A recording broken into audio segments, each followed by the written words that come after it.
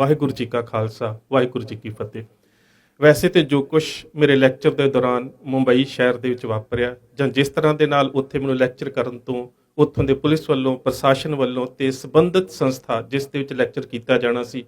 ਉਸ ਦੇ ਵਿੱਚ ਲੈਕਚਰ ਕਰਨ ਤੋਂ ਰੋਕਿਆ ਗਿਆ। ਤਕਰੀਬਨ ਤੁਸੀਂ ਪੰਜਾਬੀ ਦੀਆਂ ਕੁਝ ਅਖਬਾਰਾਂ ਦੇ ਵਿੱਚ ਪੜ੍ਹ ਹੀ ਲਿਆ ਹੋਵੇਗਾ, ਜਾਂ ਉਹ ਵੀ ਜਿਹੜੇ ਅਖਬਾਰਾਂ ਨਹੀਂ ਪੜ੍ਹਦੇ ਸ਼ਾਇਦ ਮੇਰੇ ਨਾਲ ਕਿਤੇ ਨਾ ਕਿਤੇ ਸੋਸ਼ਲ ਮੀਡੀਆ ਦੇ ਉੱਪਰ ਜੁੜੇ ਹੁੰਦੇ ਸੀ ਤਾਂ ਅਕਸਰ ਫੇਸਬੁੱਕ ਦੇ ਉੱਪਰ ਜਾਂ ਫਿਰ ਹੋਰ ਜਿਹੜੇ ਸੋਸ਼ਲ ਮਾਧਿਅਮ ਸੀ ਉਹਨਾਂ ਦੇ ਨਾਲ ਮੈਂ ਆਪਣੇ ਨਾਲ ਹੋਈਆਂ ਇਵੇਂ ਦੀਆਂ ਘਟਨਾਵਾਂ ਜਾਂ ਸਿੱਖ ਇਤਿਹਾਸ ਤੇ ਫਲਸਫੇ ਦੇ ਬਾਰੇ ਕੁਝ ਨਾ ਕੁਝ ਗੱਲਾਂ ਜਿਹੜੀਆਂ ਅਕਸਰ ਸਾਂਝੀਆਂ ਕਰਦਾ ਰਹਿਣਾ। ਸੋ ਤਕਰੀਬਨ ਕੁਝ ਸਮੇਂ ਤੋਂ ਤੁਸੀਂ ਸਾਰੇ ਜਾਣਦੇ ਹੋ ਕਿ ਮੇਰਾ ਸੋਸ਼ਲ ਮੀਡੀਆ ਜਿਹੜਾ ਹੈ ਫੇਸਬੁੱਕ ਪੇਜ ਜਾਂ ਮੇਰਾ ਜਿਹੜੀ ਪਰਸਨਲ ਪ੍ਰੋਫਾਈਲ ਸੀ ਉਹ ਸਾਰੇ ਜਿਹੜੇ ਨੇ ਉਹ ਬਲੌਕ ਕਰ ਦਿੱਤੇ ਗਏ ਨੇ, ਬੰਦ ਕਰ ਦਿੱਤੇ ਗਏ ਨੇ ਇੱਥੋਂ ਦੀ ਸਟੇਟ ਦੇ ਵੱਲੋਂ। YouTube ਜਿਹੜੀ ਸੀ ਉਹ ਵੀ ਪਹਿਲਾਂ ਕੁਝ ਦਿਨ ਤਾਂ ਉਹਦੇ ਉੱਪਰ ਕੁਝ ਅਪਲੋਡ ਨਹੀਂ ਸੀ ਹੋ ਰਿਹਾ, ਹੁਣ ਸ਼ਾਇਦ ਉਹਦੇ ਉੱਪਰ 1-2 ਲੈਕਚਰ ਜਿਹੜੇ ਨੇ ਅਪਲੋਡ ਕਰਨ ਦਾ ਯਤਨ ਕੀਤਾ ਹੈ ਤੇ ਫਿਰ ਵੀ ਕੁਝ ਲਿਮਟਿਡ ਜਿਹੜੀ ਆਡੀਅנס ਹੈ ਉਹਦੇ ਤੱਕ ਉਹ ਪਹੁੰਚ ਚੁੱਕੇ ਨੇ। ਖੈਰ, ਜਿੱਥੋਂ ਤੱਕ ਅਸੀਂ ਮੁੰਬਈ ਪ੍ਰਸ਼ਾਸਨ ਦੇ ਉਸ ਤੁਗਲਕੀ ਫਰਮਾਨ ਦੀ ਗੱਲ ਕਰਨੀ ਹੈ ਉਹਦੇ ਵਿੱਚ ਇੱਕ ਗੱਲ ਬੜੀ ਸਪਸ਼ਟ ਸਾਹਮਣੇ ਆਈ ਕਿ ਡਾਕਟਰ ਉਦੋਕੇ ਦਾ ਲੈਕਚਰ ਜਿਹੜਾ ਹੈ ਉਹ ਇਸ ਸ਼ਹਿਰ ਦੇ ਵਿੱਚ ਨਹੀਂ ਹੋ ਸਕਦਾ। ਉਹਦਾ ਕਾਰਨ ਕੀ ਹੈ ਕਿ ਅਮਨ ਕਾਨੂੰਨ ਦੀ ਜਿਹੜੀ ਹਾਲਾਤ ਹੈ ਉਹ ਵਿਗੜ ਸਕਦੀ ਹੈ। ਔਰ ਤਕਰੀਬਨ ਸਾਰੇ ਜਿਸ ਤਰ੍ਹਾਂ ਮੈਨੂੰ ਸੁਣਨ ਵਾਲੇ ਜਾਣਦੇ ਨੇ ਕਿ ਮੈਂ ਇਤਿਹਾਸ ਦੇ ਉੱਪਰ, ਸਿੱਖ ਵਿਚਾਰਧਾਰਾ ਦੇ ਉੱਪਰ, ਸਿੱਖ ਫਲਸਫੇ ਦੇ ਉੱਪਰ ਤੇ ਖਾਸ ਕਰਕੇ ਸਿੱਖ ਧਰਮ ਤੇ ਬਾਕੀ ਧਰਮਾਂ ਦੇ ਤੁਲਨਾਤਮਕ ਅਧਿਐਨ ਦੇ ਉੱਪਰ ਤਕਰੀਬਨ 25 ਸਾਲ ਤੋਂ ਇਹ ਲੈਕਚਰ ਤੇ ਵਿਖਿਆਨ ਕਰ ਰਿਹਾ। ਵਿਦੇਸ਼ਾਂ ਦੇ ਵਿੱਚ ਵੀ ਤਕਰੀਬਨ ਭਾਰਤ ਦੇ ਸਾਰੇ ਕੋਨੇ-ਕੋਨੇ ਦੇ ਵਿੱਚ ਵੀ ਤਕਰੀਬਨ ਜਿਹੜੇ ਉਹ ਸੰਗਤ ਦੇ ਨਾਲ ਆਪਣੇ ਵਿਚਾਰ ਸਾਂਝੇ ਵੱਖ-ਵੱਖ ਸਟੇਜਾਂ ਦੇ ਉੱਪਰ ਜਾ ਕੇ ਕੀਤੇ ਨੇ। ਪਰ ਮੇਰੇ ਖਿਆਲ ਦੇ ਨਾਲ ਅਜੇ ਵੀ ਕਿਤੇ ਕੋਈ ਇਵੇਂ ਦਾ ਵਰਤਾਰਾ ਨਹੀਂ ਵਾਪਰਿਆ ਕਿ ਮੇਰੇ ਲੈਕਚਰ ਕਰਨ ਦੇ ਨਾਲ ਕੋਈ ਅਮਨ ਕਾਨੂੰਨ ਦੀ ਜਿਹੜੀ ਵਿਵਸਥਾ ਹੈ ਉਹ ਵਿਗੜੀ ਹੋਵੇ ਜਾਂ ਜਿਸ ਤਰ੍ਹਾਂ ਦੇ ਨਾਲ ਕੋਈ ਹਿੰਸਾਤਮਕ ਜਿਹੜਾ ਵਾ ਉਹਦੇ ਤੋਂ ਬਾਅਦ ਕੋਈ ਪ੍ਰਤੀਕਰਮ ਹੋਇਆ ਹੋਵੇ। ਅਜੇ ਤੱਕ 25 ਸਾਲਾਂ ਦੇ ਸਮੇਂ 'ਚ ਨਹੀਂ ਹੋਇਆ। ਪਰ ਫਿਰ ਵੀ ਇਹ ਗੱਲ ਕਹਿ ਕੇ ਮੇਰਾ ਲੈਕਚਰ ਕਰਨ ਦੇ ਉੱਥੇ ਜਿਹੜੀ ਪਾਬੰਦੀ ਲਾ ਦੇਣੀ ਕਿ ਡਾਕਟਰ ਉਦੋਕੇ ਦੇ ਲੈਕਚਰ ਕਰਨ ਦੇ ਨਾਲ ਇੱਥੋਂ ਦੇ ਅਮਨ ਕਾਨੂੰਨ ਨੂੰ ਜਾਂ ਇੱਥੋਂ ਦੇ ਜਿਹੜੇ ਸਮਾਜਿਕ ਹਾਲਾਤ ਨੇ ਉਹਨਾਂ ਨੂੰ ਖਤਰਾ ਪੈਦਾ ਹੋ ਸਕਦਾ ਹੈ, ਤਾਂ ਮੈਂ ਸੋਚਦਾ ਇੱਕ ਬਹੁਤ ਹੀ ਸ਼ਰਮਨਾਕ ਘਟਨਾ ਹੈ ਇਸ ਦੇਸ਼ ਦੇ ਪ੍ਰਸ਼ਾਸਨ ਦੇ ਬਾਰੇ। ਬੇਸ਼ੱਕ ਕਿ ਮੁੰਬਈ ਦੇ ਵਿੱਚ ਜਿਹੜਾ ਮੇਰਾ ਲੈਕਚਰ 15 ਅਪ੍ਰੈਲ ਨੂੰ ਸੀ ਉਸ ਦਾ ਵਿਸ਼ਾ ਸੀ ਅਕਾਲੀ ਫੂਲਾ ਸਿੰਘ ਦੀ ਸ਼ਹਾਦਤ ਦਾ ਜਿਹੜਾ 200 ਸਾਲਾ ਅਸੀਂ ਦਿਹਾੜਾ ਮਨਾ ਰਹੇ ਹਾਂ, ਉਹਨਾਂ ਦੇ ਜੀਵਨ ਦੇ ਬਾਰੇ, ਉਹਨਾਂ ਦੇ ਫਲਸਫੇ ਦੇ ਬਾਰੇ ਜਿਹੜੇ ਸੰਗਤ ਦੇ ਨਾਲ ਵਿਚਾਰ ਸਾਂਝੇ ਕਰਨੇ ਸੀ। ਔਰ ਖਾਸ ਕਰਕੇ ਅੱਜ ਜਦੋਂ ਮੈਂ ਅਕਾਲੀ ਫੂਲਾ ਸਿੰਘ ਦੀ ਸ਼ਹਾਦਤ ਦੇ ਉਸ ਸਮਾਗਮ ਜਿਸ ਨੂੰ ਮੁੰਬਈ ਪੁਲਿਸ ਦੇ ਵੱਲੋਂ ਤੇ ਪ੍ਰਸ਼ਾਸਨ ਦੇ ਵੱਲੋਂ ਉੱਥੇ ਕਰਨ ਤੋਂ ਜਿਹੜੀ ਪੂਰੀ ਪਾਬੰਦੀ ਲਾ ਦਿੱਤੀ ਗਈ ਉਹਦੇ ਬਾਰੇ ਅੱਜ ਮੈਨੂੰ ਸਰਦਾਰ ਕਪੂਰ ਸਿੰਘ ਦੀ ਇੱਕ ਗੱਲ ਯਾਦ ਆ ਰਹੀ ਹੈ ਕਿ ਪੰਜਾਬ ਕਦੀ ਵੀ ਇਸ ਦੇਸ਼ ਦਾ ਹਿੱਸਾ ਨਹੀਂ ਰਿਹਾ। ਔਰ ਤਾਂ ਹਿੰਦੁਸਤਾਨ ਤੇ ਇਸ ਕਹਿ ਸਕਦੇ ਹਾਂ ਭਾਰਤ ਦੇ ਲੋਕਾਂ ਨੂੰ ਤਾਂ ਹਮੇਸ਼ਾ ਹੀ ਸਿੱਖਾਂ ਦੇ ਸ਼ੁਕਰਗੁਜ਼ਾਰ ਹੋਣਾ ਚਾਹੀਦਾ ਹੈ ਕਿ ਪੰਜਾਬ ਭਾਰਤ ਦੇ ਲੋਕਾਂ ਨੂੰ ਸਿੱਖਾਂ ਦੇ ਵੱਲੋਂ ਦਿੱਤਾ ਗਿਆ ਇੱਕ ਸਭ ਤੋਂ ਵੱਡਾ ਤੋਹਫਾ ਹੈ। ਜੇਕਰ 18ਵੀਂ ਸਦੀ ਦੇ ਵਿੱਚ ਸਾਡੇ ਵਡੇਰਿਆਂ ਨੇ ਨਾਦਰ ਸ਼ਾਹ ਤੇ ਅਹਿਮਦ ਸ਼ਾਹ ਅਬਦਾਲੀ ਵਰਗਿਆਂ ਦਾ ਮੂੰਹ ਨਾ ਮੋੜਿਆ ਹੁੰਦਾ ਤਾਂ ਸ਼ਾਇਦ ਕਦੀ ਵੀ ਪੰਜਾਬ ਜਿਹੜਾ ਇਸ ਦੇਸ਼ ਦਾ ਹਿੱਸਾ ਨਾ ਹੁੰਦਾ। ਪਰ ਇਸ ਸਮੇਂ ਜਿਹੜਾ ਵਰਤਾਰਾ ਵਾਪਰਿਆ ਗਿਆ ਉਸ ਦੀ ਥੋੜੀ ਸਾਂਝ ਤੁਹਾਡੇ ਨਾਲ ਪਾਉਣੀ ਬਹੁਤ ਜ਼ਰੂਰੀ ਹੈ ਕਿ ਤੁਹਾਨੂੰ ਪਤਾ ਹੋਵੇ ਕਿ ਬੇਸ਼ੱਕ ਸਮਾਜਿਕ ਮਾਧਿਅਮ ਦੇ ਉੱਪਰ, ਸੋਸ਼ਲ ਮਾਧਿਅਮ ਉੱਪਰ ਜਿਹੜੇ ਖਾਤੇ ਨੇ ਉਹ ਬੰਦ ਕਰ ਦਿੱਤੇ ਜਾਂਦੇ ਨੇ, ਉੱਥੇ ਜਿਹੜੇ ਵਿਚਾਰ ਪੇਸ਼ ਕਰਨ ਦੇ ਉੱਪਰ ਇਸ ਦੇਸ਼ ਦੇ ਉੱਪਰ ਪਾਬੰਦੀ ਹੈ। ਪਰ ਜੇਕਰ ਜਨਤਕ ਤੌਰ ਦੇ ਉੱਪਰ ਮੈਂ ਸਿੱਖ ਸੰਗਤ ਦੇ ਨਾਲ ਵੀ ਕੋਈ ਵਿਚਾਰ ਸਾਂਝੇ ਕਰਨ ਦਾ ਯਤਨ ਕਰ ਰਿਹਾ ਤਾਂ ਉੱਥੋਂ ਦੀ ਪੁਲਿਸ ਤੇ ਪ੍ਰਸ਼ਾਸਨ ਦੇ ਵੱਲੋਂ ਇਹ ਕਹਿ ਕੇ ਮੇਰੇ ਲੈਕਚਰ ਜਿਹੜੇ ਨੇ ਉਹਨਾਂ ਦੇ ਉੱਪਰ ਪਾਬੰਦੀ ਲਾ ਦਿੱਤੀ ਜਾਂਦੀ ਹੈ ਕਿ ਕੁਝ ਵੀ ਹੋਵੇ ਡਾਕਟਰ ਉਦੋਕੇ ਦਾ ਲੈਕਚਰ ਇਸ ਸ਼ਹਿਰ ਦੇ ਵਿੱਚ ਨਹੀਂ ਕਰਨ ਦਿੱਤਾ ਜਾਵੇਗਾ ਕਿਉਂਕਿ ਅਮਨ ਕਾਨੂੰਨ ਦੀ ਹਾਲਾਤ ਨੂੰ ਖਤਰਾ ਹੈ। ਸੋ ਪਹਿਲੀ ਗੱਲ ਤਾਂ ਇਹ ਕਿ ਅਜੇ ਤੱਕ ਮੈਂ ਕਿਹੜਾ ਲੈਕਚਰ ਇਵੇਂ ਦਾ ਕੀਤਾ ਜਿਸ ਦੇ ਨਾਲ ਅਮਨ ਕਾਨੂੰਨ ਨੂੰ ਖਤਰਾ ਪੈਦਾ ਹੋਇਆ ਹੋਵੇ। ਦੂਸਰੀ ਗੱਲ ਕਿ ਜਿੰਨੇ ਵੀ ਅਜੇ ਤੱਕ ਮੈਂ ਲੈਕਚਰ ਕੀਤੇ ਨੇ ਉਹਨਾਂ ਦੇ ਵਿੱਚ ਜਿਹੜੀਆਂ ਵੀ ਗੱਲਾਂ ਸਾਂਝੀਆਂ ਕੀਤੀਆਂ ਨੇ ਮੈਂ ਹਮੇਸ਼ਾ ਹੀ ਤਾਰੀਖ ਦੇ ਜਿਹੜੇ ਤੱਥ ਨੇ ਉਹ ਆਪਣੇ ਹਵਾਲਿਆਂ ਸਹਿਤ ਸਾਂਝੇ ਕਰਨ ਦਾ ਯਤਨ ਕਰਦਾ ਕਿ ਮੈਂ ਆਪਣੇ ਕੋਲੋਂ ਕਦੀ ਵੀ ਇਤਿਹਾਸ ਦੇ ਵਿੱਚ ਗੱਲ ਕਰਨ ਦਾ ਯਤਨ ਨਹੀਂ ਕੀਤਾ। ਸੋ ਖੈਰ, ਸਿੰਘ ਸਭਾ ਮੁੰਬਈ ਦੇ ਵੱਲੋਂ ਜਿਹੜੀ ਕਿ ਤਕਰੀਬਨ ਇੱਕ ਸਦੀ ਪੁਰਾਣੀ ਸੰਸਥਾ ਹੈ ਸਿੱਖਾਂ ਦੀ, ਉਹਨਾਂ ਦੇ ਵੱਲੋਂ ਅਕਾਲੀ ਫੂਲਾ ਸਿੰਘ ਦਾ 200 ਸਾਲਾ ਸ਼ਹੀਦੀ ਦਿਹਾੜਾ ਮਨਾਉਣ ਦੇ ਵਾਸਤੇ ਨੈਸ਼ਨਲ ਕਾਲਜ ਦਾ ਆਡੀਟੋਰੀਅਮ ਜਿਹੜਾ ਉਹ ਬੁੱਕ ਕੀਤਾ ਗਿਆ ਸੀ। ਔਰ ਮੈਂ ਥੋੜੀ ਜਿਹੀ ਪਿਛੋਕੜ ਦੇ ਵਿੱਚ ਹੋਰ ਗੱਲ ਸਾਂਝੀ ਕਰ ਦਵਾਂ ਕਿ ਪਿਛਲੇ ਸਾਲ ਜੂਨ ਦੇ ਵਿੱਚ ਜਦੋਂ ਉੱਥੋਂ ਦੇ ਨੌਜਵਾਨਾਂ ਦੇ ਵੱਲੋਂ ਮੇਰੇ ਲੈਕਚਰ ਰੱਖੇ ਗਏ ਉੱਥੇ ਗੁਰਦੁਆਰਾ ਦਸ਼ਮੇਸ਼ ਦਰਬਾਰ ਦਾਦਰ ਦੇ ਵਿਖੇ, ਤਾਂ ਉਸ ਵੇਲੇ ਵੀ ਉੱਥੋਂ ਦਾ ਜਿਹੜਾ ਐਂਟੀ ਟੈਰਰਿਸਟ ਸਕੁਐਡ ਹੈ ATS ਵੱਲੋਂ ਵੀ ਜਿਵੇਂ ਦਾ ਵਰਤਾਰਾ ਹੀ ਕੀਤਾ ਗਿਆ ਸੀ। ਖੈਰ, ਉੱਥੇ ਲੈਕਚਰ ਤਾਂ ਹੋ ਗਏ ਪਰ ਜਿਹੜੇ ਨੌਜਵਾਨਾਂ ਨੇ ਲੈਕਚਰ ਜਿਹੜੇ ਸੀਗੇ ਉਹ ਮੇਰੇ ਰੱਖੇ ਹੋਏ ਸੀ, ਇੱਕ ਛੋਟਾ ਵੀਰ ਰਸ਼ਮੀਤ ਸਿੰਘ ਸੀ, ਇੱਕ ਸਿਮਰਨ ਸਿੰਘ ਸੀ, ਬੜੀ ਛੋਟੀ ਉਮਰ ਦੇ ਬੱਚੇ ਨੇ, ਉਹਨਾਂ ਨੂੰ ਉੱਥੋਂ ਦੀ ਪੁਲਿਸ ਵੱਲੋਂ ਥਾਣੇ ਵਿੱਚ ਸੱਦ ਕੇ ਮਾਨਸਿਕ ਤੌਰ ਤੇ ਵੈਸੇ ਵੀ ਬਹੁਤ ਤੰਗ ਤੇ ਪਰੇਸ਼ਾਨ ਕੀਤਾ ਗਿਆ। ਔਰ ਇੱਕੋ ਗੱਲ ਬਾਰ-ਬਾਰ ਕਹੀ ਜਾਂਦੀ ਸੀ ਕਿ ਡਾਕਟਰ ਉਦੋਂ ਕਿਉਂ ਬੁਲਾਉਂਦੇ ਹੋ, ਹੋਰ ਕਿਸੇ ਨੂੰ ਬੁਲਾ ਲਵੋ, ਕੋਈ ਦਿੱਕਤ ਨਹੀਂ ਹੈ। ਉਦੋਂ ਮੈਂ ਵੀ ਪ੍ਰਸ਼ਾਸਨ ਦੇ ਇੱਕ ਵਿਅਕਤੀ ਦੇ ਨਾਲ ਗੱਲ ਕੀਤੀ ਸੀ ਕਿ ਮੇਰੇ ਲੈਕਚਰਾਂ ਦੇ ਉੱਪਰ ਹੀ ਕਿਉਂ ਪਾਬੰਦੀ ਹੈ, ਤੁਸੀਂ ਕਹਿ ਰਹੇ ਹੋ ਕਿ ਹੋਰ ਕੋਈ ਬੁਲਾਰਾ ਬੁਲਾ ਲਿਓ ਪਰ ਡਾਕਟਰ ਉਦੋਂ ਕਿਉਂ ਨਹੀਂ ਬੁਲਾਉਣਾ। ਤਾਂ ਕਹਿੰਦਾ ਸੀ ਆਪ ਕੋ ਸੁਣ ਕੇ युवा संगठित और उत्तेजित होते हैं। ਵੇਖੋ ਕੀ ਆਪਣੇ ਨੌਜਵਾਨਾਂ ਨੂੰ ਸੰਗਠਿਤ ਕਰਨਾ, ਏਕੇ ਚ ਰਹਿਣ ਦੀ ਗੱਲ ਕਰਨੀ, ਜਾਂ ਮੇਰੀ ਗੱਲ ਦੇ ਨਾਲ ਜੇਕਰ ਨੌਜਵਾਨ ਸੰਗਠਿਤ ਹੁੰਦੇ ਨੇ ਤਾਂ ਇਹਦਾ ਮਤਲਬ ਇਹ ਤਾਂ ਨਹੀਂ ਹੈ ਕਿ ਉਹ ਕੋਈ ਬੱਸਾਂ ਦੀ ਤੋੜ ਭੰਨ ਕਰ ਦਿੰਦੇ ਨੇ ਜਾਂ ਉਹ ਕੋਈ ਸਾੜ ਫੂਕ ਕਰ ਦਿੰਦੇ ਨੇ ਜਾਂ ਕੋਈ ਹਿੰਸਾਤਮਕ ਗਤੀਵਿਧੀ ਕਰ ਦਿੰਦੇ ਨੇ। ਕਿ ਆਪਣੀ ਕੌਮ ਨੂੰ ਏਕੇ ਦੇ ਵਿੱਚ ਰੱਖਣ ਦੀ ਗੱਲ ਹੈ ਉਹ ਵੀ ਸਟੇਜ ਦੇ ਉੱਪਰੋਂ ਨਹੀਂ ਕੀਤੀ ਜਾ ਸਕਦੀ। ਇਹ ਕੋਈ ਹਿੰਸਾ ਕਰਦੇ ਨੇ ਨੌਜਵਾਨ ਸੰਗਠਿਤ ਹੋਣ ਤੋਂ ਬਾਅਦ। ਕੀ ਆਪਣੀ ਕੌਮ ਦੇ ਦਰਦ ਤੋਂ ਜਾਣੂ ਕਰਾਉਣਾ ਵੀ ਗੁਨਾਹ ਹੈ? ਕਿ 1984 ਚ ਵਾਪਰੇ ਘੱਲੂਘਾਰੇ ਤੇ ਉਸ ਤੋਂ ਬਾਅਦ ਸਿੱਖਾਂ ਦੀ ਨਸਲਕੁਸ਼ੀ ਹੈ, ਉਸ ਦਰਦ ਦੀ ਗੱਲ ਕਰਨੀ ਵੀ ਇਸ ਦੇਸ਼ ਦੇ ਵਿੱਚ ਗੁਨਾਹ ਹੈ? ਜਾਂ ਕੀ ਮੇਰੇ ਲੈਕਚਰ ਤੋਂ ਬਾਅਦ ਜਦੋਂ ਮੈਂ ਕੌਮ ਦੇ ਉਸ ਦਰਦ ਦੀ ਗੱਲ ਕਰਦਾ ਤੇ ਕੋਈ ਉਹ ਜਿਹੜੇ ਨੌਜਵਾਨ ਨੇ ਸੰਗਠਿਤ ਹੋ ਕੇ ਕੋਈ ਹਿੰਸਾਤਮਕ ਸਾੜ ਫੂਕ ਕਰਦੇ ਨੇ? ਪਰ ਇੱਕ ਗੱਲ ਹੋਰ ਵੀ ਹੈ ਕਿ ਉਸੇ ਹੀ ਸ਼ਹਿਰ ਦੇ ਵਿੱਚ, ਇਸੇ ਦੇਸ਼ ਦੇ ਉਸ ਸ਼ਹਿਰ ਦੇ ਵਿੱਚ ਨਿਰੰਕਾਰੀ ਪ੍ਰੋਗਰਾਮ ਕਰਨ, ਸੱਚਾ ਸੌਦਾ ਸਾਧ ਜਿਸ ਨੂੰ ਝੂਠਾ ਸੌਦਾ ਵੀ ਕਿਹਾ ਜਾਂਦਾ ਹੈ, ਉਹਦੇ ਵੱਲੋਂ ਆਪਣਾ ਸਮਾਗਮ ਕੀਤਾ ਜਾਵੇ ਔਰ ਉਹ ਸਿੱਖਾਂ ਦੇ ਖਿਲਾਫ ਜਿਹੜਾ ਉਤੇਜਿਤ ਉਹਨਾਂ ਨੂੰ ਕਰਨ ਦੇ ਵਾਸਤੇ, ਭੜਕਾਉਣ ਦੇ ਵਾਸਤੇ ਵਿਖਿਆਨ ਕਰੇ। ਉਸ ਵਿਖਿਆਨ ਨੂੰ ਰੋਕਣ ਦੇ ਵਾਸਤੇ ਸਿੱਖ ਸੰਗਤਾਂ ਦੇ ਵਿੱਚੋਂ ਸਰਦਾਰ ਬਲਕਾਰ ਸਿੰਘ ਦੀ ਸ਼ਹਾਦਤ ਵੀ ਹੋ ਜਾਵੇ। ਪਰ ਅਜੇ ਤੱਕ ਉਹਨਾਂ ਦੇ ਜਿਹੜੇ ਉਹ ਕਹਿ ਸਕਦੇ ਹੋ ਕਿ ਗੁਰੂਡਮ ਨੇ, ਦੇਹਧਾਰੀ ਗੁਰੂਡਮ, ਉਹਨਾਂ ਨੂੰ ਉਸ ਸ਼ਹਿਰ ਦੇ ਵਿੱਚ ਲੈਕਚਰ ਕਰਨ ਦੀ ਕੋਈ ਪਾਬੰਦੀ ਨਹੀਂ। ਪਰ ਉਹਨਾਂ ਦੇ ਕਰਕੇ ਤਾਂ ਹਿੰਸਾ ਜਿਹੜੀ ਉਹ ਭੜਕਦੀ ਹੈ। ਪਰ ਮੇਰੇ ਲੈਕਚਰ ਦੇ ਨਾਲ ਜਾਂ ਇਤਿਹਾਸ ਜਾਂ ਫਿਰ ਇਤਿਹਾਸ ਦੇ ਜਿਹੜੇ ਵਰਤਾਰੇ ਨੇ ਉਹ ਸਾਂਝੇ ਕਰਨ ਦੇ ਨਾਲ ਉਸ ਸ਼ਹਿਰ ਦੇ ਅਮਨ ਕਾਨੂੰਨ ਦੀ ਜਿਹੜੀ ਹਾਲਤ ਹੈ ਉਸ ਨੂੰ ਖਤਰਾ ਪੈਦਾ ਹੋ ਜਾਂਦਾ ਹੈ। ਬਸ ਗੱਲ ਇਹ ਕਿ ਡਾਕਟਰ ਉਦਯੋਗ ਨੂੰ ਲੈਕਚਰ ਕਰਨ ਦੀ ਮੁੰਬਈ ਦੇ ਵਿੱਚ ਮਨਾਹੀ ਹੈ। ਮੇਰੇ ਲੈਕਚਰ ਦੇ ਉੱਪਰ ਪਾਬੰਦੀ ਕਿਉਂ? ਜੇਕਰ ਮੈਂ ਕਦੀ ਹਵਾਲੇ ਤੋਂ ਕੋਈ ਬਿਨਾਂ ਗੱਲ ਕੀਤੀ ਹੈ ਮੇਰੇ ਤੇ ਕੇਸ ਦਰਜ ਕਰੋ। ਪਰ ਉਹ ਬੱਚੇ ਜਿਹੜੇ ਮੈਨੂੰ ਲੈਕਚਰ ਕਰਨ ਵਾਸਤੇ ਬੁਲਾਉਂਦੇ ਨੇ ਉਹਨਾਂ ਨੂੰ ਬਾਰ-ਬਾਰ ਤੁਸੀਂ ਥਾਣਿਆਂ 'ਚ ਬੁਲਾ ਕੇ ਕਿਉਂ ਤੰਗ ਕਰਦੇ ਹੋ? ਔਰ ਮੈਂ ਤਕਰੀਬਨ 10 ਸਾਲ ਤੋਂ ਉੱਥੇ ਲੈਕਚਰ ਕਰਨ ਵਾਸਤੇ ਜਾ ਰਿਹਾ ਔਰ ਪਿਛਲੇ 1-2 ਸਾਲਾਂ ਤੋਂ ਇਹ ਵਰਤਾਰੇ ਜਿਹੜੇ ਨੇ ਉਹ ਵਾਪਰਨੇ ਸ਼ੁਰੂ ਹੋਏ ਨੇ। ਔਰ ਇਹਦੇ ਪਿੱਛੇ ਜਿਹੜੀ ਇਸ ਦੇਸ਼ ਦੀ ਹੁਣ ਮਾਨਸਿਕਤਾ, ਇਹਨੂੰ ਸਮਝਣਾ ਬਹੁਤ ਜ਼ਰੂਰੀ ਹੈ। ਸੋ ਇਹ ਘਟਨਾਕ੍ਰਮ ਇਸ ਵਾਰੀ ਉਦੋਂ ਸ਼ੁਰੂ ਹੋਇਆ ਜਦੋਂ ਸਿੰਘ ਸਭਾ ਦੇ ਵੱਲੋਂ ਮੇਰਾ ਲੈਕਚਰ, ਵਿਸਾਖੀ ਦੇ ਉੱਪਰ 2 ਲੈਕਚਰ ਰੱਖੇ ਗਏ। ਉਸ ਲੈਕਚਰ ਤੋਂ ਪਹਿਲਾਂ ਵੀ ਉਹਨਾਂ ਬੱਚਿਆਂ ਦੇ ਉੱਪਰ ਜਾਂ ਕੁਝ ਸਿੰਘ ਸਭਾ ਵਾਲੇ ਜਿਹੜੇ ਸਾਡੇ ਨੁਮਾਇੰਦੇ ਨੇ ਉਹਨਾਂ ਦੇ ਉੱਪਰ ਪੁਲਿਸ ਤੇ ਪ੍ਰਸ਼ਾਸਨ ਦਾ ਦਬਾਅ ਸੀ ਡਾਕਟਰ ਉਦਯੋਗ ਨੂੰ ਕਿਉਂ ਬੁਲਾਇਆ ਜਾ ਰਿਹਾ। ਸੋ ਉਹਨਾਂ ਨੇ ਜਿਹੜਾ ਕਾਲਜ ਦੇ ਵਿੱਚ RD and SH national college ਹੈ ਉਹਦੇ ਵਿੱਚ ਜਿਹੜਾ ਲੈਕਚਰ ਸੀਗਾ ਉਹ ਮੇਰਾ ਰੱਖਿਆ ਗਿਆ ਔਰ ਉਸ ਲੈਕਚਰ ਦੀ ਪ੍ਰਵਾਨਗੀ ਲੈਣ ਦੇ ਵਾਸਤੇ ਉਸ ਕਾਲਜ ਦੇ ਆਡੀਟੋਰੀਅਮ ਦੇ ਵਿੱਚ 20/3/23 ਨੂੰ ਬਕਾਇਦਾ ਤੌਰ ਤੇ ਉਹਨਾਂ ਵੱਲੋਂ ਇੱਕ ਚਿੱਠੀ ਜਿਹੜੀ ਸੀ ਭੇਜੀ ਗਈ। ਇਸ ਸਕਰੀਨ ਦੇ ਉੱਪਰ ਤੁਸੀਂ ਉਸ ਲੈਕਚਰ ਦਾ ਜਿਹੜਾ ਇਸ਼ਤਿਹਾਰ ਹੈ ਉਹ ਵੀ ਵੇਖ ਸਕਦੇ ਹੋ। ਔਰ ਸਿੰਘ ਸਭਾ ਦੇ ਵੱਲੋਂ ਜਿਹੜੀ 20/3/2023 ਨੂੰ ਜਿਹੜੀ ਚਿੱਠੀ ਭੇਜੀ ਗਈ ਜਿਸ ਦਾ ਨੰਬਰ 645/20/22 ਹੈ, ਉਹਦੇ ਵਿੱਚ ਇਹੀ ਗੱਲ ਲਿਖੀ ਗਈ ਕਿ ਅਸੀਂ ਆਪਣੇ ਵੱਲੋਂ ਤੁਹਾਡਾ ਮੀਰਾ ਵਾਤੂਮਲ ਜਿਹੜਾ ਆਡੀਟੋਰੀਅਮ ਹੈ ਉਹਦੇ ਵਿੱਚ ਆਪਣਾ ਇੱਕ ਧਾਰਮਿਕ ਸਮਾਗਮ ਜਿਹੜਾ ਉਹ 15 ਅਪ੍ਰੈਲ ਨੂੰ ਕਰਨਾ ਚਾਹੁੰਦੇ ਆ। ਤੇ ਉਹ ਜਿਹੜਾ ਸਮਾਗਮ ਹੈ ਉਹ ਸਾਡਾ ਸ਼ਾਮ 6 ਵਜੇ ਤੋਂ ਲੈ ਕੇ 10 ਵਜੇ ਤੱਕ ਹੋਏਗਾ, ਜਿਹਦੇ ਵਿੱਚ ਇੱਕ ਸਟੇਜ ਪ੍ਰੋਗਰਾਮ ਗੁਰੂ ਤੇਗ ਬਹਾਦਰ ਸਾਹਿਬ ਦੀ ਸ਼ਹਾਦਤ ਦੇ ਉੱਪਰ ਇੱਕ ਨਾਟਕ ਉੱਥੋਂ ਦੀ ਟੀਮ ਨੇ ਪੇਸ਼ ਕਰਨਾ ਸੀ। ਉਹਦੇ ਤੋਂ ਬਾਅਦ 50 ਮਿੰਟ ਦਾ ਲੈਕਚਰ ਤੇ ਕੀਰਤਨ ਜਿਹੜਾ ਉਹ ਹੋਵੇਗਾ ਔਰ ਉਸ ਤੋਂ ਬਾਅਦ ਜਿਹੜੀ ਆ ਉਹ ਸੰਗਤ ਵਾਪਸ ਹੋ ਜਾਵੇਗੀ। ਉਸ ਕਾਲਜ ਦੇ ਵੱਲੋਂ ਬਕਾਇਦਾ ਤੌਰ ਦੇ ਉੱਪਰ ਉਹ ਆਡੀਟੋਰੀਅਮ ਜਿਹੜਾ ਸੀਗਾ ਇਸ ਚਿੱਠੀ ਤੋਂ ਬਾਅਦ ਜਿਹੜਾ ਸੀ ਉਹ ਬੁੱਕ ਕਰ ਦਿੱਤਾ ਗਿਆ। ਮੈਂ ਸਾਰੀ ਚਿੱਠੀ ਪੜ੍ਹ ਕੇ ਤੁਹਾਨੂੰ ਦੱਸ ਵੀ ਦਿੱਤੀ ਹੈ ਜੋ ਉਸ ਚਿੱਠੀ ਦਾ ਅਸਲ, ਉਹਦੇ ਵਿੱਚ ਜੋ ਚਿੱਠੀ ਤੋਂ ਪ੍ਰਵਾਨਗੀ ਲੈਣ ਦਾ ਜਿਹੜਾ ਮਕਸਦ ਸੀ ਗੁਰਦੁਆਰਾ ਸਿੰਘ ਸਭਾ ਦਾ, ਔਰ ਉਹ ਚਿੱਠੀ ਤੁਸੀਂ ਸਕਰੀਨ ਦੇ ਉੱਪਰ ਵੀ ਉਹ ਪੜ੍ਹ ਸਕਦੇ ਹੋ।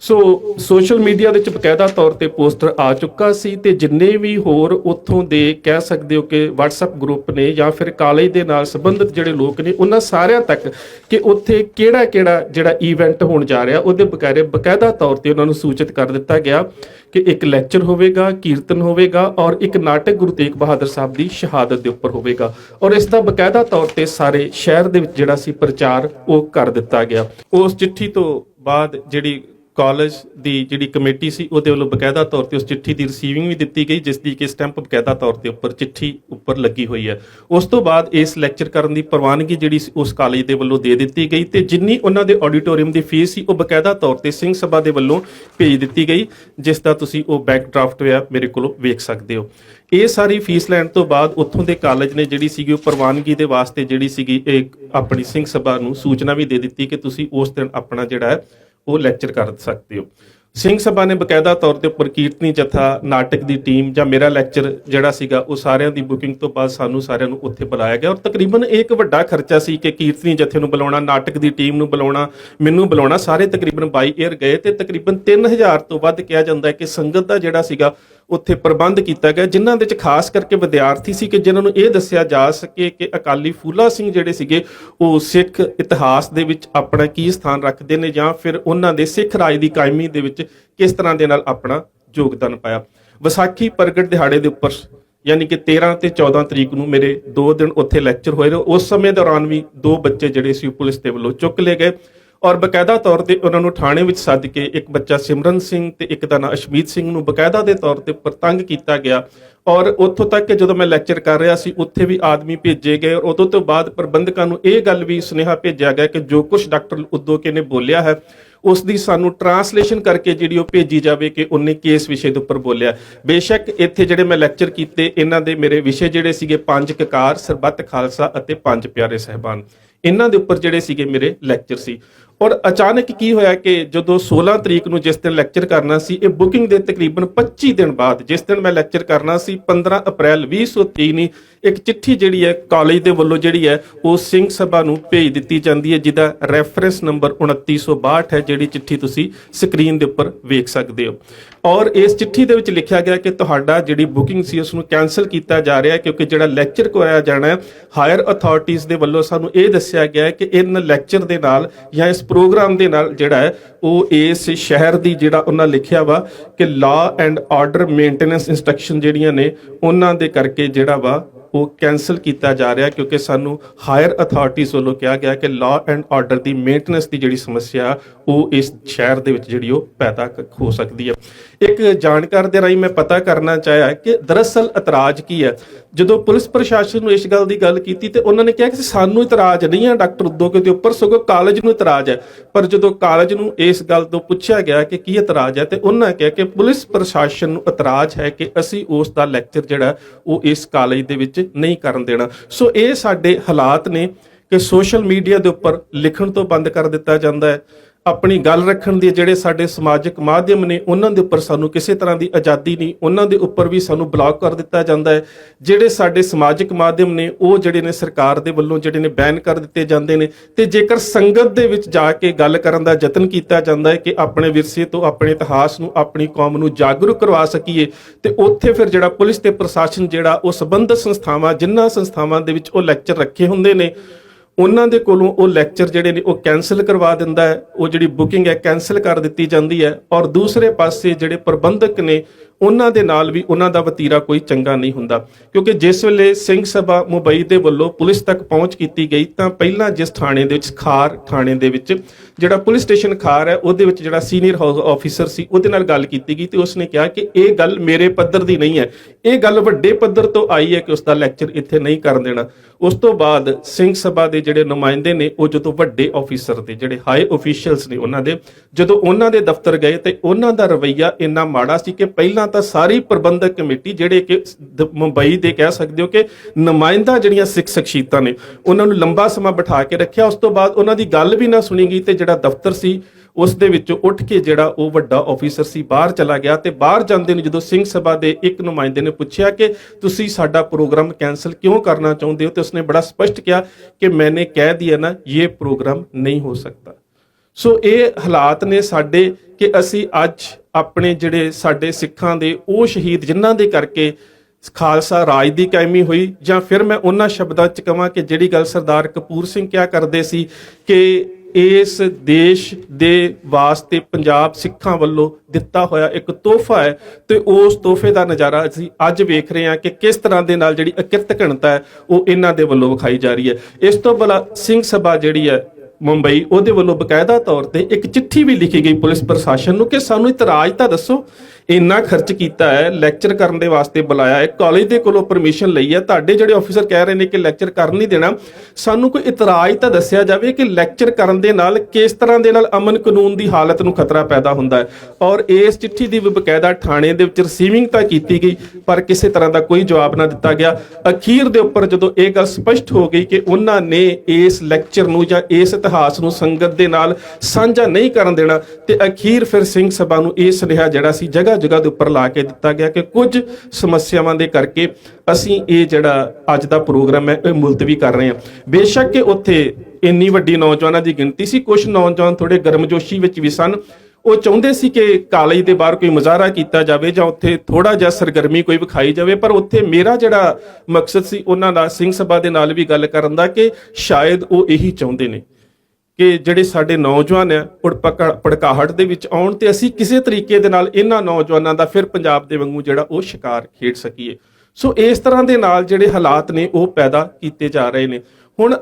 ਜਿਹੜੀ ਸਮੱਸਿਆ ਤਾਂ ਇਹ ਹੈ ਕਿ ਜਿਸ ਵੀ ਮਾਧਿਅਮ ਦੇ ਰਾਹੀਂ ਤੁਸੀਂ ਆਪਣੀ ਗੱਲ ਰੱਖਣਾ ਚਾਹੁੰਦੇ ਹੋ, ਫੇਸਬੁੱਕ ਦੇ ਰਾਹੀਂ ਗੱਲ ਰੱਖਣਾ ਚਾਹੁੰਦੇ ਹੋ, ਉਸ ਨੂੰ ਬੰਦ ਕਰ ਦਿੱਤਾ ਜਾਂਦਾ। YouTube ਦੇ ਰਾਹੀਂ ਆਪਣੀ ਗੱਲ ਰੱਖਣਾ ਚਾਹੁੰਦੇ ਹੋ, ਉਸ ਬਾਰੇ ਬੰਦ ਰੱਖਣਾ ਕਰ ਦਿੱਤਾ ਜਾਂਦਾ ਹੈ। ਜੇ ਤੁਸੀਂ ਆਪਣੀ ਕੌਮ ਦੇ ਸ਼ਹੀਦਾਂ ਦੇ ਬਾਰੇ ਬੋਲਣਾ ਚਾਹੁੰਦੇ ਹੋ ਤੇ ਪੁਲਿਸ ਤੇ ਪ੍ਰਸ਼ਾਸਨ ਦੇ ਵੱਲੋਂ ਜਿਹੜੇ ਲੈਕਚਰ ਨੇ ਤੁਹਾਡੇ ਕਰਨ ਦੇ ਉੱਪਰ ਪਾਬੰਦੀ ਲਗਾ ਦਿੱਤੀ ਜਾਂਦੀ ਹੈ, ਤੇ ਫਿਰ ਹੋਰ ਗੁਲਾਮੀ ਕਿਸ ਨੂੰ ਕਿਹਾ ਜਾਂਦਾ ਹੈ। ਹੋ ਸਕਦਾ ਇਸ ਤੋਂ ਬਾਅਦ YouTube ਵੀ ਬੰਦ ਕਰ ਦੇਣ, ਪਰ ਮੈਨੂੰ ਹੁਣ ਇਸ ਤੇ ਕੋਈ ਕਹਿੰਦੇ ਕੋਈ ਰੰਜ ਨਹੀਂ ਹੈ, ਬੰਦ ਕਰਨਾ ਤੇ ਕਰ ਦੇਣ, ਕੋਈ ਇਤਰਾਜ਼ ਨਹੀਂ ਹੈ, ਕੇਸ ਦਰਜ ਕਰ ਲਓ। ਪਰ ਤੁਸੀਂ ਇੰਨੇ ਵੱਡੇ ਸੱਚ ਨੂੰ ਕਿਵੇਂ ਦਬਾਓਗੇ ਕਿ ਅੱਜ ਜੇ ਤੁਸੀਂ ਆਜ਼ਾਦੀ ਦਾ ਨਿੱਘ ਮਾਣ ਰਹੇ ਹੋ ਤਾਂ ਇਸ ਆਜ਼ਾਦੀ ਦਾ ਨਿੱਘ ਤੁਹਾਨੂੰ ਮਾਣਨ ਦਾ ਜੇਕਰ ਆਨੰਦ ਦਾ ਮੌਕਾ ਮਿਲ ਰਿਹਾ ਹੈ ਤੇ ਉਹਦੇ ਪਿੱਛੇ 121 ਦੇ ਵਿੱਚੋਂ 93 ਸਿਰ ਸਾਡੇ ਲੱਗੇ ਨੇ। ਇਸ ਦੇਸ਼ ਦੀ ਆਜ਼ਾਦੀ ਦੇ ਵਾਸਤੇ 90% ਤੋਂ ਵੱਧ ਸ਼ਹਾਦਤਾਂ ਸਾਡੀਆਂ ਨੇ, ਤੇ ਤੁਸੀਂ ਇੰਨੀ ਅਕਿਰਤ ਘਣਤਾ ਦਾ ਵਿਖਾਵਾ ਕਿਉਂ ਕਰ ਰਹੇ ਹੋ? ਭਾਈ ਸਾਹਿਬ ਭਾਈ ਗੁਰਦਾਸ ਤਾਂ ਕਹਿੰਦੇ ਨੇ ਕਿ ਭਾਰੇ ਭੋਈ ਅਕਿਰਤ ਘਣ ਮੰਦੀ ਹੂ ਮੰਦੇ, ਅਕਿਰਤ ਘਣ ਦਾ ਭਾਰ ਤਾਂ ਧਰਤੀ ਵੀ ਨਹੀਂ ਝੱਲਦੀ, ਤੇ ਤੁਸੀਂ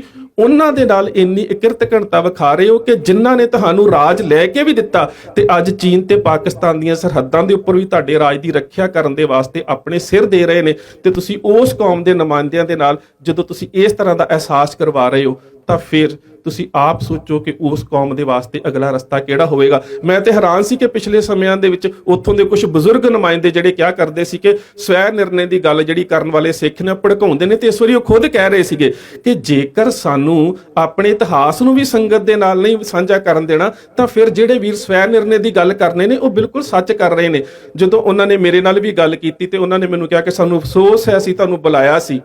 ਪਰ ਅਸੀਂ ਲੈਕਚਰ ਨਹੀਂ ਕਰਵਾ ਸਕੇ। ਮੈਂ ਕਿਹਾ ਮੈਨੂੰ ਕੋਈ ਅਫਸੋਸ ਨਹੀਂ, ਮੈਨੂੰ ਬਿਲਕੁਲ ਅਫਸੋਸ ਨਹੀਂ, ਮੈਨੂੰ ਮਾਣ ਹੈ ਇਸ ਗੱਲ ਤੇ ਕਿ ਮੇਰੀ ਕੌਮ ਦੇ ਇਤਿਹਾਸ ਦੇ ਕੋਲ ਇੰਨਾ ਸੱਚ ਹੈ ਕਿ ਉਸ ਸੱਚ ਨੂੰ ਸੁਣਨ ਦੀ ਜਿਹੜੀ ਜੁਰਤ ਹੈ ਉਹ ਸਟੇਟ ਦੇ ਨੁਮਾਇੰਦਿਆਂ ਦੇ ਕੋਲ ਨਹੀਂ, ਤੇ ਉਹਨਾਂ ਦੀ ਬੁਨਿਆਦ ਜਿਹੜੀ ਹੈ ਝੂਠ ਦੇ ਆਧਾਰ ਦੇ ਉੱਪਰ ਹੈ। ਔਰ ਇਹ ਬੁਨਿਆਦਾਂ ਜਿਹੜੀਆਂ ਨੇ ਲੰਬਾ ਸਮਾਂ ਤੱਕ ਨਹੀਂ ਚੱਲਦੀਆਂ ਹੁੰਦੀਆਂ, ਬਹੁਤ ਜਲਦੀ ਡਿੱਗ ਜਾਂਦੀਆਂ ਨੇ ਜਿਹੜੀਆਂ ਝੂਠ ਤੇ ਖੜੀਆਂ ਹੁੰਦੀਆਂ ਨੇ। ਬੇਸ਼ੱਕ ਮੈਂ ਇਸ ਕੇਸ ਨੂੰ ਅੱਗੇ ਲਿਜਾਣ ਦੀ ਕੋਸ਼ਿਸ਼ ਵੀ ਕਰਾਂਗਾ। ਮੈਂ ਸ਼੍ਰੋਮਣੀ ਗੁਰਦੁਆਰਾ ਪ੍ਰਬੰਧਕ ਕਮੇਟੀ ਦੇ ਪ੍ਰਧਾਨ ਉਹਨਾਂ ਦੇ ਕੋਲ ਵੀ ਇਸ ਸਾਰੀ ਗੱਲ ਨੂੰ ਲਿਖਤੀ ਤੌਰ ਤੇ ਲੈ ਕੇ ਜਾਵਾਂਗਾ। ਅਕਾਲ ਤਖਤ ਸਾਹਿਬ ਦੇ ਜਥੇਦਾਰ ਸਿੰਘ ਸਾਹਿਬ ਗਿਆਨੀ ਹਰਪ੍ਰੀਤ ਸਿੰਘ ਉਹਨਾਂ ਦੇ ਕੋਲ ਲੈ ਕੇ ਜਾਵਾਂਗਾ। ਇਸ ਤੋਂ ਬਿਨਾਂ ਸਿੱਖਾਂ ਦੀਆਂ ਜਿਹੜੀਆਂ ਨੁਮਾਇੰਦਾ ਸਿੱਖ ਸੰਸਥਾਵਾਂ ਨੇ ਉਹਨਾਂ ਤੋਂ ਲੈ ਕੇ ਮਿਨੋਰਟੀ ਕਮਿਸ਼ਨ ਤੱਕ ਮੈਂ ਇਸ ਗੱਲ ਨੂੰ ਰੱਖਣ ਦਾ ਯਤਨ ਤਾਂ ਜ਼ਰੂਰ ਕਰਾਂਗਾ ਕਿ ਜੇਕਰ ਸਾਡੇ ਸਮਾਜਿਕ ਮਾਧਿਅਮ ਬੰਦ ਕਰ ਦਿੱਤੇ ਗਏ ਤੇ ਉਸ ਤੋਂ ਬਾਅਦ ਅੱਜ ਜੇਕਰ ਅਸੀਂ ਸੰਗਤ ਦੇ ਵਿੱਚ ਜਾ ਕੇ ਇਤਿਹਾਸ ਦੀ ਗੱਲ ਵੀ ਕਰਦੇ, ਹੱਲੇ ਕਿ ਮੈਂ ਪਹਿਲਾਂ ਵੀ ਗੱਲ ਕਹੀ ਸੀ 25 ਸਾਲਾਂ ਦੇ ਇਤਿਹਾਸ ਦੇ ਵਿੱਚ ਇੱਕ ਵੀ ਤੁਸੀਂ ਘਟਨਾ ਦਾ ਜ਼ਿਕਰ ਨਹੀਂ ਕਰ ਸਕਦੇ ਕਿ ਮੇਰੇ ਲੈਕਚਰ ਜਾਂ ਵਿਖਿਆਨ ਕਰਨ ਤੋਂ ਬਾਅਦ ਨੌਜਵਾਨ ਉਤੇਜਿਤ ਹੋ ਕੇ ਕਿਸੇ ਹਿੰਸਾਤਮਕ ਪ੍ਰਵਿਰਤੀ ਦੇ ਵਿੱਚ ਸ਼ਾਮਲ ਹੋਏ ਹੋਣ। ਪਰ ਇਹ ਜਿਹੜੀਆਂ ਕਿਰਿਆਵਾਂ ਨੇ ਹੁਣ ਸਟੇਟ ਦੇ ਵੱਲੋਂ ਕੀਤੀਆਂ ਜਾ ਰਹੀਆਂ ਨੇ, ਤੇ ਜਦੋਂ ਸਿੱਖ ਕਰਦੇ ਨੇ ਫਿਰ ਉਹ ਪ੍ਰਤੀਕਿਰਿਆ ਹੁੰਦੀ ਹੈ, ਕਿਰਿਆ ਨਹੀਂ ਹੁੰਦੀ। ਉਹ ਤਾਂ ਮਜਬੂਰੀ ਦੇ ਵਿੱਚ ਸਿੱਖਾਂ ਨੂੰ ਫਿਰ ਕਹਿ ਸਕਦੇ ਹੋ ਕਿ ਕਿਸੇ ਦੂਸਰੇ ਤਰੀਕੇ ਬਾਰੇ ਸੋਚਣਾ ਪੈਂਦਾ। ਤੁਸੀਂ ਮਜਬੂਰ ਕਰਦੇ ਹੋ, ਬਾਰ-ਬਾਰ ਇਵੇਂ ਦੇ ਹਾਲਾਤ ਪੈਦਾ ਕਰਦੇ ਹੋ। ਤੁਸੀਂ ਨਹੀਂ ਕਰਨ ਦਿਓਗੇ ਮੈਨੂੰ ਲੈਕਚਰ, ਕੋਈ ਗੱਲ ਨਹੀਂ, ਮੈਂ ਲਿਖ ਕੇ ਪੈਫਲੇਟ ਵੰਡ ਦਵਾਂਗਾ, ਮੈਨੂੰ ਲਿਖਣਾ ਵੀ ਆਉਂਦਾ। ਕੇਸ ਦਰਜ ਕਰੋਗੇ, ਮੈਂ ਜੇਲ੍ਹ 'ਚ ਬਹਿ ਕੇ ਵੀ ਲਿਖ ਸਕਦਾ। ਪਰ ਤੁਸੀਂ ਇਹ ਤਾਂ ਸੋਚੋ ਕਿ ਤੁਸੀਂ ਕੀ ਕਰ ਰਹੇ ਹੋ। ਇੱਕ ਕੌਮ ਦੇ ਉਹਨਾਂ ਨੁਮਾਇੰਦਿਆਂ ਦੇ ਨਾਲ ਜਿਹੜੇ ਸਿਰਫ ਕੌਮ ਦੇ ਇਤਿਹਾਸ ਦੀ ਗੱਲ ਕਰਦੇ ਹੋ, ਜੇ ਤੁਹਾਡੀ ਸੋਚ ਉਹਨਾਂ ਪ੍ਰਤੀ ਇਵੇਂ ਦੀ ਹੈ ਤਾਂ ਫਿਰ ਤੁਹਾਨੂੰ ਅਕਿਰਤ ਕਰਨਾ ਤਾਂ ਹੋਰ ਕੀ ਕਿਹਾ ਜਾਵੇ। ਸੋ ਇੰਨੀਆਂ ਬੇਨਤੀਆਂ ਪ੍ਰਵਾਨ, ਫਤਿਹ ਦੀ ਸਾਂਝ, ਸਤਿਕਾਰ ਸਹਿਤ ਆਖਣਾ ਜੀ। ਵਾਹਿਗੁਰੂ ਜੀ ਕਾ ਖਾਲਸਾ, ਵਾਹਿਗੁਰੂ ਜੀ ਕੀ ਫਤਿਹ।